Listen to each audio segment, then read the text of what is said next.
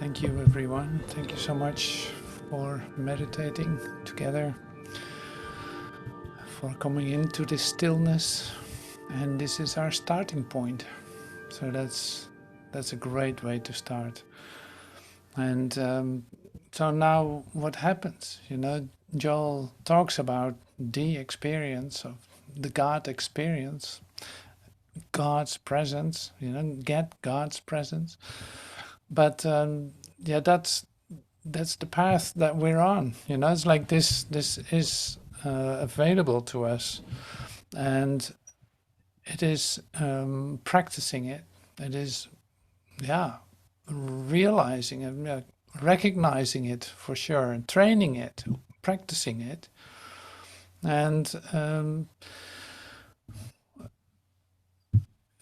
just letting somebody in.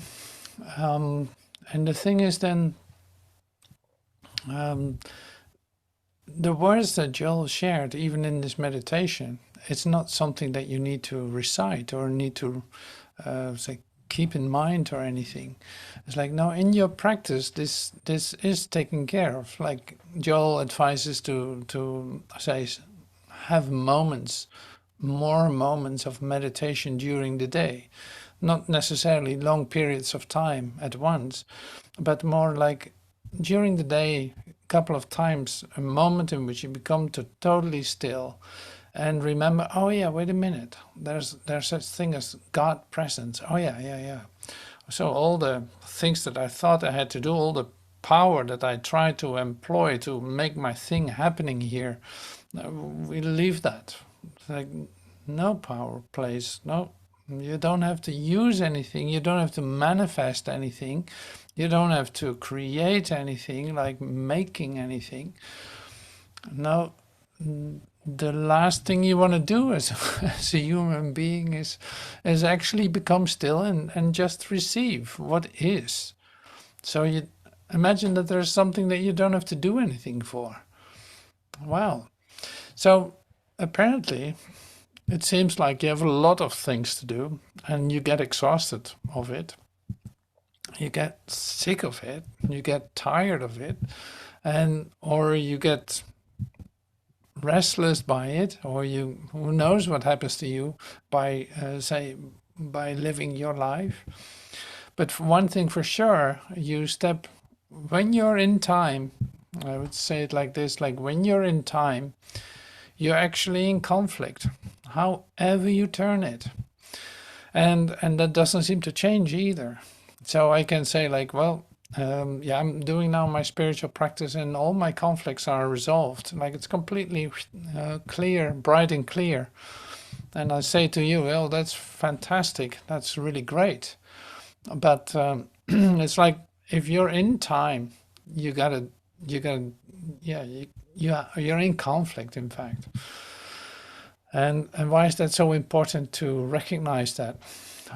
Because you actually see that there's a conflict between this and that, like a duality, dark and light, slow and fast. Timing of everything. The timing of everything is sufficient to create a lot of conflict. I've only 5 minutes, and now when I have to go to that place in town, and there are 5 traffic lights that will take me there, but it will take a moment. So in other words, suddenly you feel pressure. You feel that you have to get somewhere. You're in the middle of conflict. So this is what I'm saying, is like when you deal with time, you're actually in conflict. So now that's essential to know, because you also come to the place what we just practiced, where you actually become calm. Your mind calms down. You sink into a stillness. You experience peace. You see like, oh, I actually don't have to do anything for that. I'm just stepping aside and letting this occur to me, because apparently God is already. I don't have to do anything for it. So it's like it will come to me. I can trust that. It will come to me. And Joel confirms this with a lot of passion in what he shared just with us in the meditation too. It's like, yes, you can count on it. He's your infinite power. He's your this, he's your that. So that's great.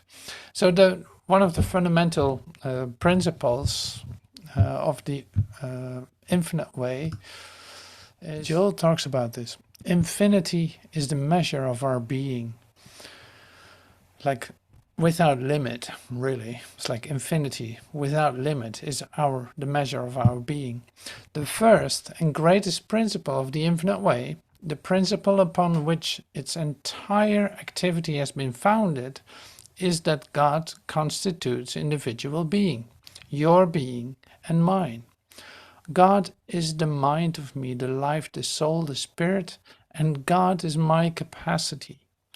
I have access to infinite intelligence, to infinite eternal life. I have access to infinite supply, infinite harmony, peace, and perfection, to all these because I have access to infinity. Now this is great, it's like the great principle of the infinite way. It's like, well, it's of course not because it's the infinite way that this is true. It's because there's the nature of God. It's the nature of God. It is the God is infinite. God is infinite, and it's individualized also in your being. Now here's something that can be really helpful with meditation. It's like God cannot be found in you. And this is great with meditation. I tell you this from a deep experience. Like, God is not in you, but you are in God. Now, what difference does that make when I share it like this? It's like, well, if you meditate and come to the place of, say, stillness, peace, this is your experience too. It's nothing new in that sense, but it's easy to remember. When that happens, you open up to God, so it's like suddenly God reveals himself, and suddenly you experience yourself as being a total part of God, of the allness, of the greatness, like the oneness in God. God knows his way to you. So, and I always repeat this because of I know how subtle this process is in terms of allowing that to happen to you. It's like the strength of God. You can feel the strength of God in you. That this is what we practice. You feel the infinite power. You feel that you're much greater than you thought. Like your mind expands into infinity, if you want. It's like your mind expands, your heart expands, your soul. Suddenly you feel, you see in the light of your soul. Suddenly that all comes together. Like it makes total sense in the experience. So that's why it's not necessary to remember these words that Joel is saying.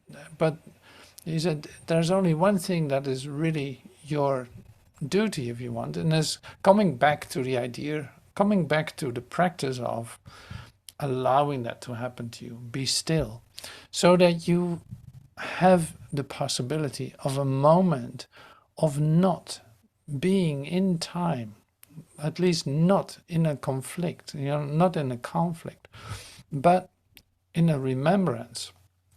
And this remembrance goes beyond all limitation.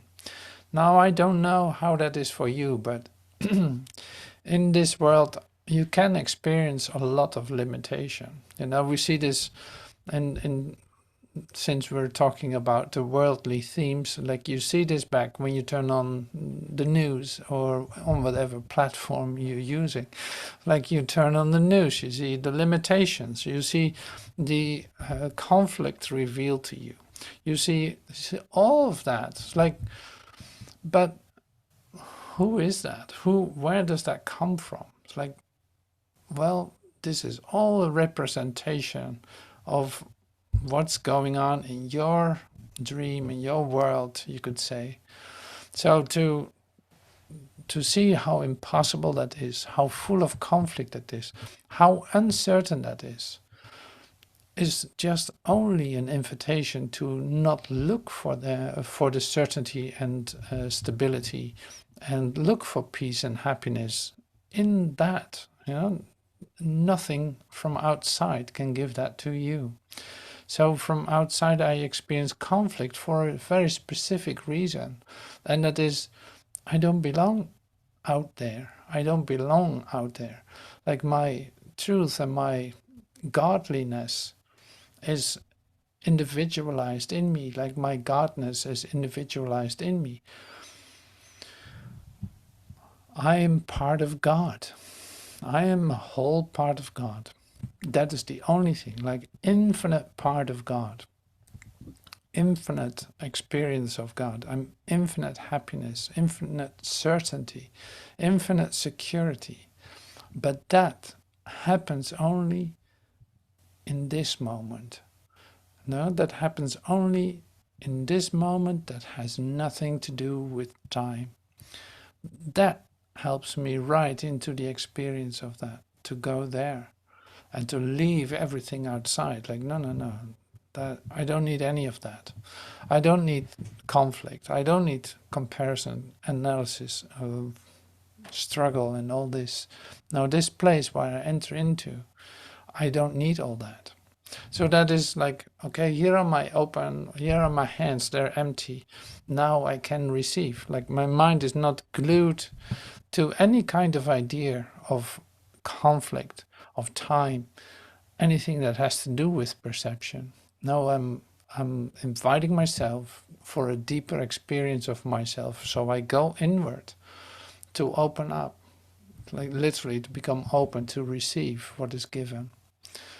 Now that is, in fact, where this chapter is all about, the God presence. And so the chapter it's interesting. So maybe I share this with you too, because I did this on the website too, but it's actually great to recognize how valuable it can be in what we do.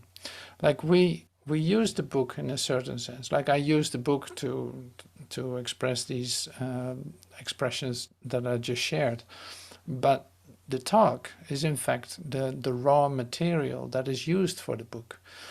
Now there are some changes. Like Lorraine Sinclair was the editor. She did a great job, absolutely. But you see, there are certain changes that are taking away, in fact, the edge that might be necessary, at least for me. It's necessary for me to hear it directly, straight from Joel, because Joel is speaking to me directly. He's talking about you, he's talking about me, instead of our, for instance. Lorraine Sinclair uses a lot of our experience instead of your experience. So that to me is a totally different spiel, because you actually become part of a crowd in a certain sense, where you can easily say like, yeah, that's a great idea. But when it comes to you directly, then it speaks to you, and you are actually receiving this because it is for you. It's not for anyone else. There's no we in an individual experience of God. Like there's no we in it. There's a you and there's a me in it. Like it's an individual experience of God. So that's why that to me is a huge difference with the book. Even though the book reads nice, sure, it's much easier to read. But I don't want a book that's easy to read. I love it when it's like coming straight to me, and actually speaking to me. So something something is being triggered, or something is brought into movement. so that I'm going to give up this time what I wanted to hold on to, or suddenly something breaks just by the right click on on it, the shell breaks and suddenly the light can come in. I'm happy to have that like that. Can that happen with the book too? Absolutely. So it's not a limitation. Don't get me wrong. It is just preference. Like, I like to be talked to directly, and just to get the whole idea of a we, of a community, of members of the same group or something like this. It's like all that is actually not helpful. Of course, we support each other, but when it comes down to the experience, it is you and God. Like, it's you actually opening up to it. And your brothers are very helpful and very supportive in that, but in the end, there's no we doing that. You are receiving this. And that is, to me, very valuable.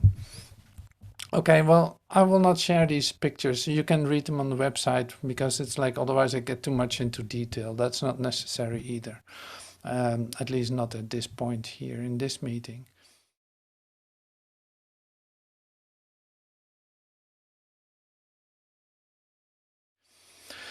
So now we have an Joel talk, and we're gonna listen to, say, 20 minutes or half an hour of the tape, and I take the second half of the tape.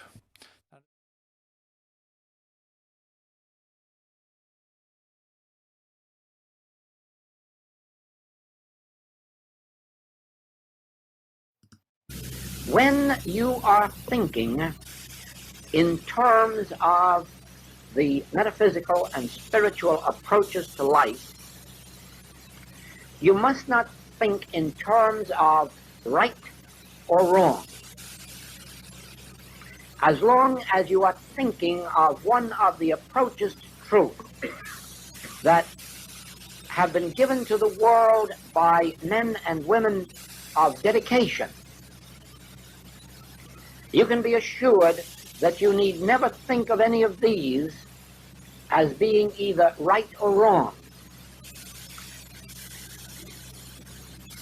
They represent only differences in consciousness, but never a right or a wrong.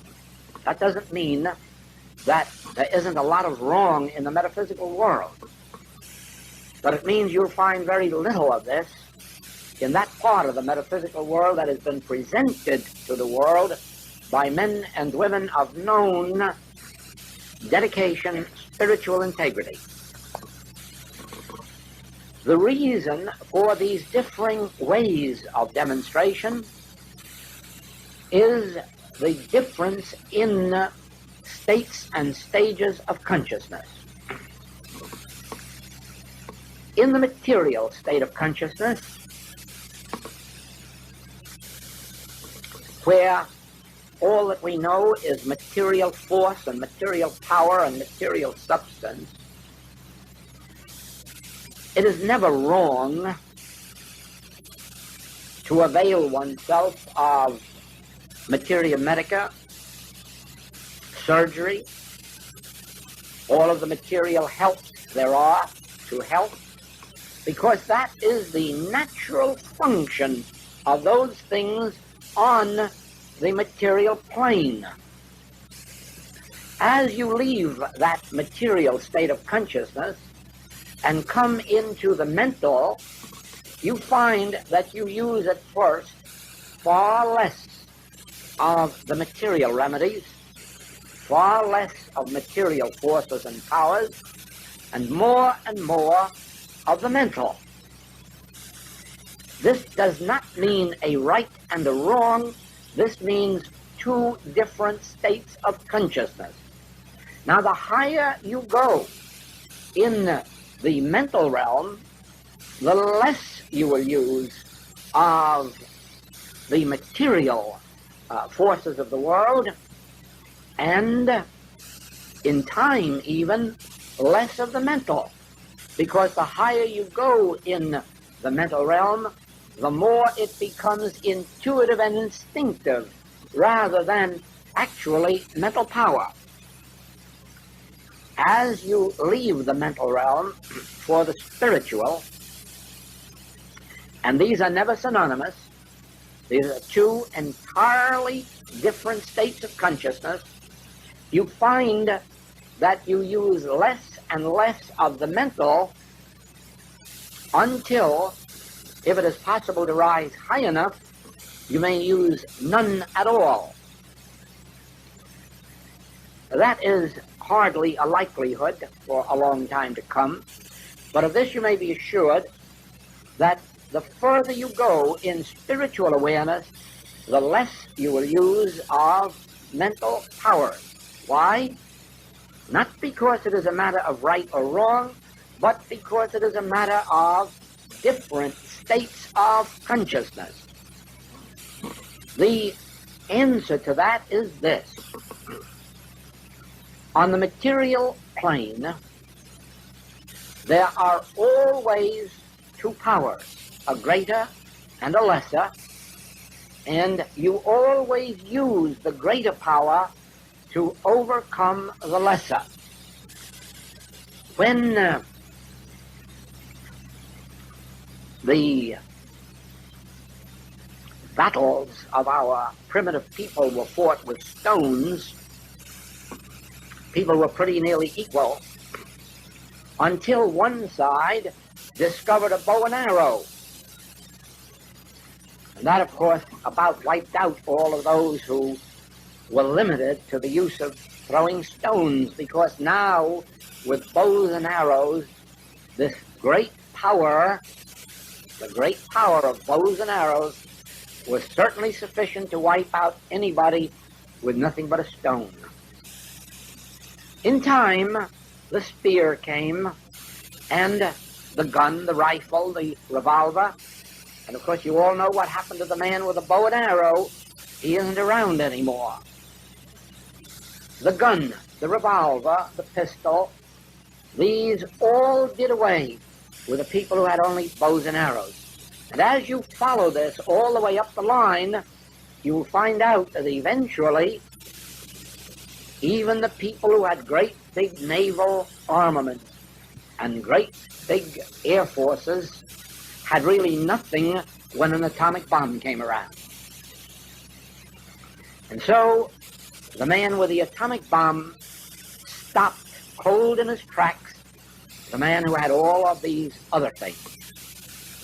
And so it is. With all of the armament that there is on Earth today, the man who sits on top with enough of these atomic weapons, he rides the crest. Always, the principle is that the greater power overcomes the lesser power. Now, this same thing applies when you get into the mental realm. As soon as you get into the mental realm, it is the person who has the most concentrated power of thought, the person who has the most concentrated ability to handle thought, to manipulate thought, to project thought, who has the greatest power, the person who can give the strongest treatment, the person who knows the strongest truths, the person who can sit the longest in treatment. In other words, always again, a great mental power will overcome a weak mental power. In other words, the person of strong mentality is always able to dominate the one of weak mental capacity. And so again, you have in the mental realm, as you have in the physical realm, you have two powers, the greater overcoming the lesser. When you come into the spiritual realm, this is entirely done away with. In the spiritual realm, there is no power. You may have heard many times about spiritual power or God power, but there isn't any. There just isn't any. There isn't anybody on the face of the globe that can use spiritual power. There isn't anyone on the face of the globe that ever has been able to use God power. It is an absolute truth that in spirit there is no power. God is, that is all that you can know. But God is not power, except in one sense, that God is that which is the substance, the essence, the law, the creative unfolding of all form, the maintaining and sustaining of form. But God is not a power over anything. God is only a power unto its creation, in the sense that God is the creative activity, the substance and the law, which unfolds and maintains and sustains its creation, but it is never a power over, and God cannot be used. God's power cannot be used. No one has ever been able to use it, including Jesus Christ, who said, I can of my own self do nothing, the Father doeth the works. In other words, there is no power that I can use. In my stillness, in my absence of power, God reveals itself, and where the presence of God reveals itself, there is harmony, there is liberty. God doesn't create it, God doesn't bring it, God is it. The presence of God is peace. The presence of God is the health of thy countenance. The presence of God is thy fortress. The presence of God is thy food and clothing and raiment. God does not give them. God is them. And in your stillness and in your silence, God manifests himself as the very light and life of your being, as the very light unto your feet, as the very presence that goes before you. God is not a power that you can use, but in the stillness of your mind, God's presence is made manifest as infinite harmony, infinite abundance, infinite allness. Therefore, with all thy getting, get God's presence. Never seek to use God power. Never seek to use Christ power. Remember Paul, I live, yet not I, Christ liveth my life. In other words, only in the degree that I can be still and silent can God perform its wonders through me. God is a wondrous being that none of us can ever understand. But be assured of this, none of us can ever use God. We can be still, and in that stillness, God can use us. God can live through us. God can live in us. God can live as us. But it is God doing it, not we. This makes the entire difference between success and failure in the spiritual realm. The person who tries to use spiritual power is merely using the power of his own mind. Because never believe that you can get your hands on God. Never believe that you can use the infinity of God. You can be still. Be still and let.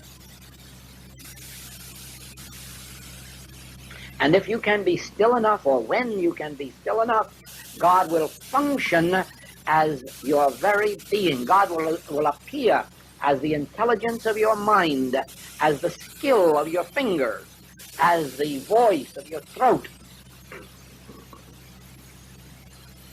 It won't be you using God. Now you can use your muscles. I'm bringing you now to a secret. You can use your muscles. You can use your body. And listen to this. You can use your mind.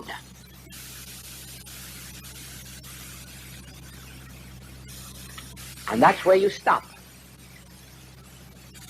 You can't use spirit. You can't use God. Why?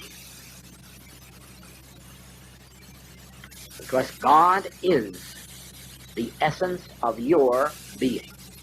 And there is no you separate from God. There is a you separate from your body. There is a you, and remember, you would still be you if you had your feet cut off, or your limbs, or your arms. You would still be you. Doctors have removed half of a man's brain, and the man was still a complete man. He was still he. That's as far as we can go, because beyond the body and the mind is only you. There is no you separate from God. Therefore, there is no you to use God. But there is a God to appear as you. There is a God to function as you. There is a God to live as you. This is the meaning of incarnation.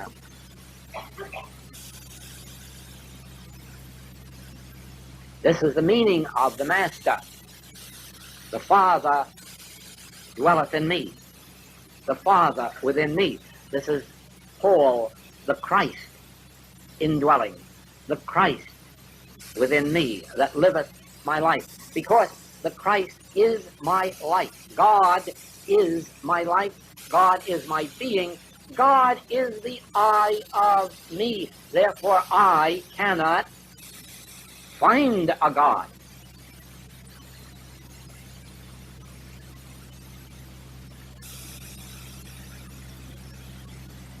That is why in the spiritual realm there are not two powers. God is, and that is all. And God is never a power over anything, because God being infinite, there isn't a God and something. Therefore, there are no two powers. There is but one God, there is but one power. And when you come into the realm of spiritual living, you come into the realm of living by grace, not by might, nor by power. Not by might, nor by power, but by my Spirit. There is no might, there is no power in God. There is only the all-spirit, the all-being, the all-life.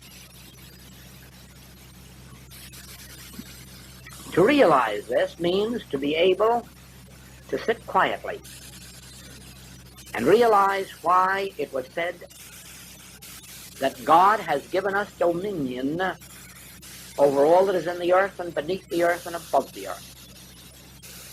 Why has God given us dominion? Because God is that dominion. And in the silence, not by might, not by power, the battle is not yours. Then you learn there is no battle. All is peace, all is harmony. I think it is in the book Living the Infinite Way, the story of the minister who passed on and went to heaven, and knocked at the door for admission. And God answered and said, "Who is there?" And the minister said, "I," and then named himself. And God said, "I'm sorry, there is no room in heaven. We're all full. Come back another time." Which was a strange thing for a minister to hear, feeling himself fully entitled to heaven and qualified to enter. But he went away and pondered and thought,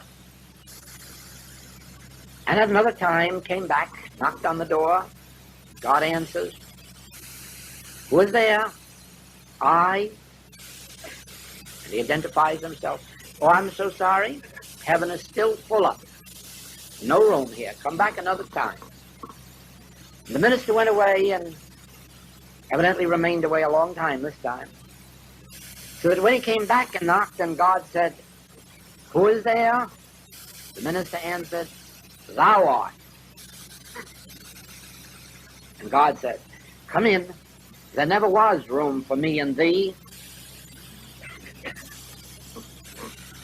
In your consciousness, do not let there be room for God and you, but understand that God lives as you, that God is your life, God is your mind, God is your being, and even your body is the temple of God."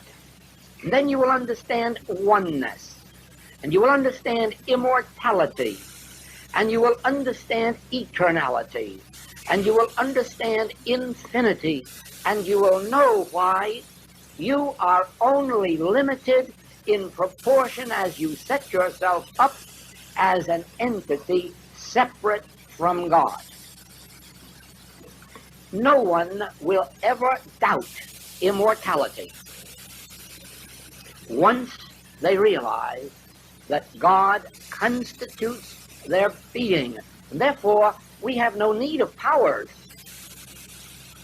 We have no need of powers, for the I that I am constitutes the all and only power, and it is a spiritual power, so that there are no other powers beside it. Is there any other God beside me? I know not any, says Isaiah. Certainly not. God constitutes my being, and I can rest in that word. God constitutes my life, and I can rest in that word. Speaking of supply, the Master told us, man shall not live by bread alone, but by every word. So you see that as long as we demonstrate the word of God, we have infinite supply to live by. But we must be sure that we are demonstrating only the word of God, not its forms. Let it appear as the forms necessary.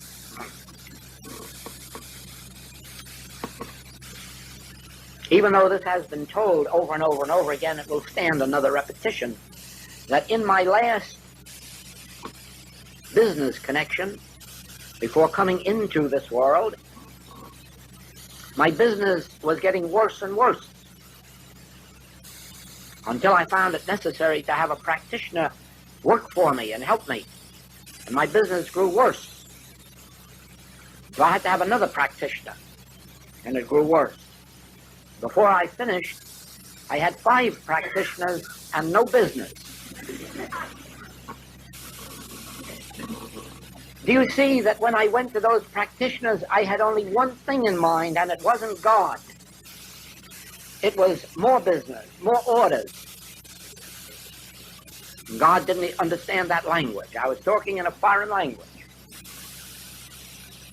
But the very moment that there was no business, and I was translated into this very unpractical spiritual business, the problem of lack disappeared. And I found that the work those practitioners had done was very successful, because supply now came in. But you see, it came in accord with God's will, not mine. and in God's way, not mine, and in God's time, not mine. But while there was a selfhood apart from God, outlining what its demonstration should be, and then trying to get God to fulfill it. You ever stop to think of how that must sound? Man whose breath is in his nostril going to God to get God to do something for him, and in accord with man's idea of how it should be done. Ludicrous now, didn't seem so funny then. So we learn that we do not go to God for business. We do not go to God for dollars. We do not go to God for health. We go to God for God. And having God, we have all. We will not have all while we have me and God. There is not room for me and thee, says God. For I have to fill all space. I am a jealous God. I fill all space. There's no room for aught but me. I, me alone. I am all. And as we in our spiritual discernment realize this, we can go back to Scripture for reminders. Son, thou art ever with me. All that I have is thine.